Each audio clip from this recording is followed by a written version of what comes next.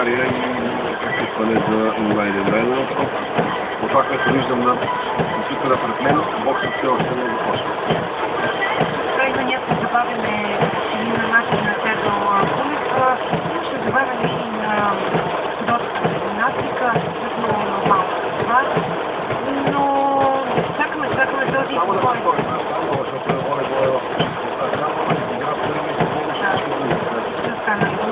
Тежък жреби, но това е проблем. Като бил късмета на умицата, все пак това е квалификация. Целта е да се хвани първи цялост. На 12 на останало, 8 цялост на финалите на неделя, това ще разпределят медалите. Посветиха цялото Питали сме на колективното оценяване в тази гимнастика, да бяха колко бяха ремерите на Гения кралинската колектива от Русия. Ще видим тя средно от олимпийското Русия води с 6 точки, за България във втория ден.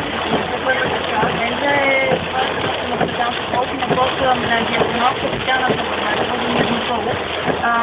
Имаме следни такива моменти, обаче от диагоналите на зависимо от този, който започна да се появяват, не върви или е намерено да се взаимодействие от съперника. Най-да прави тази смяна.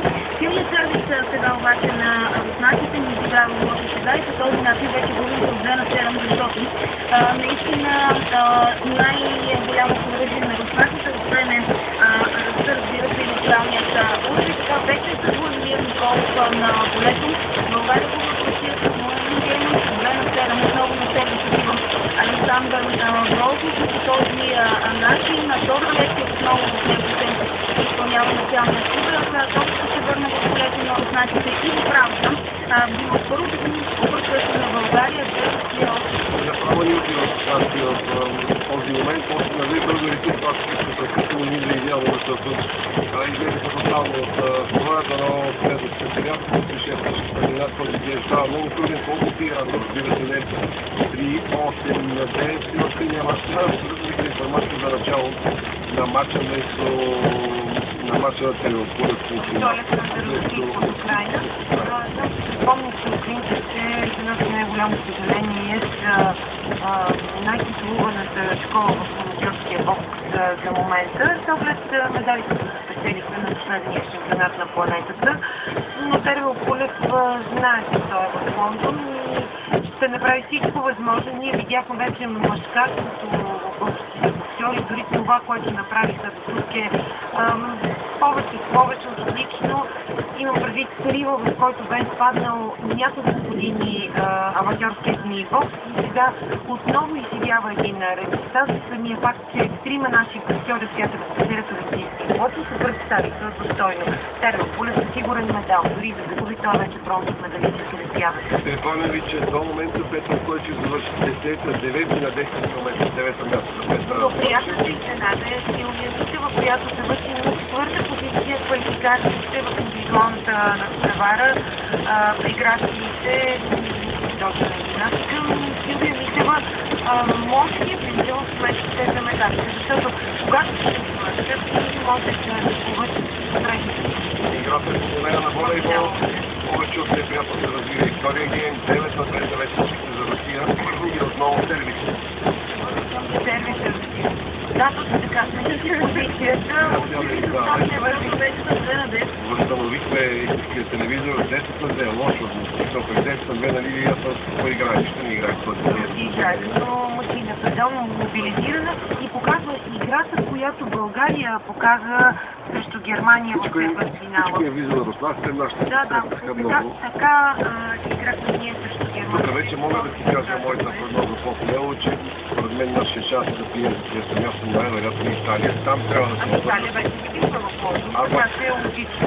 Пак тук ще нещо от прогнозите, според мен ще бъде, че много е силен руски отбор, трябва да си го признаем. При това предимство днес да се свърши от 11 турнира, още една точка. Да. Припомням, че руснаците все пак спечелиха световната купа през месец декември 2011 година, а изненадващо за абсолютно всички не влязоха в финалите на световната лига за първи път много отдавна представлява този спорт. Ние имам един въпрос. Този номер от състава на сборния, кога ще играе волейбол преди турма? Точно този. Може още малко да поиграе. Повече да ще болея волейбол. Аз видях този кръжка, да кажа, олимпийските игри, опорно, обаче той няма никакви такива намерения. Там добре, че някой други се отказва. Да, добре, И Любо Ганев днес в летния мигон от 11 каза, волейболистите показаха, че могат да правят чудеса. Аз мисля, че тук наистина ще трябва да правят чудеса. Новият мач, този резултат понякога не означава нищо. Аз съм гледала мач, Знаете, кой не ми харесва? национален отбор, когато са губили с 0-2 гейми, са спечели с 3. И си спомням, следващите финали на Световната лига в Белмонтон, ако си спомняш, коментирали сме ги в една друга сграда на Дарик Радио. Не ми харесва, че нашите абонемент, това го казаха преди малко, този пламък в очите, ако щеш. Тяхното притеснение.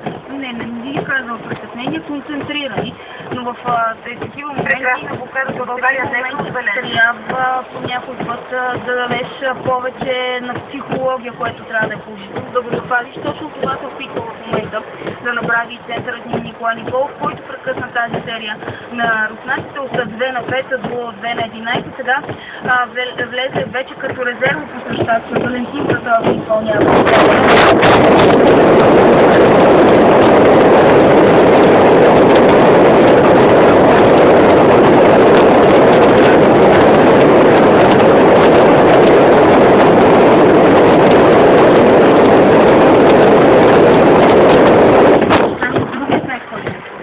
Ами да, ние отваряме непрекъснато.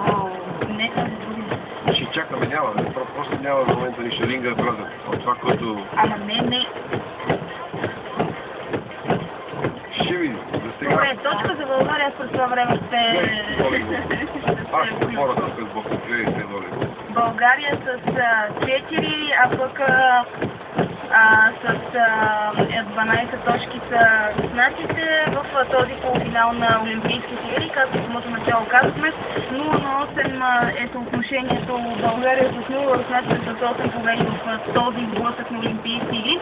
За сега 13 точка за руснаците срещу 4 за България и Найденов направи някои смени, каквито имаше и Владимир Леснов. Във вторият гейм влезе и Владимир Николов, също така в посрещане и Валентин Братов на местото на Тодор Алекси, другият ни посрещач е Тодор Скринов. Сега руснаците организират атака, няма да могат обаче, само връща топката в нашето поле. Капитанът ни Владимир Николов атакува, спряна обаче неговата атака. Добра игра в защита на Валентин Братов, с една топка отново Николов. И това ще е точка за българите. Ние сме с 5, а съперника е с 13.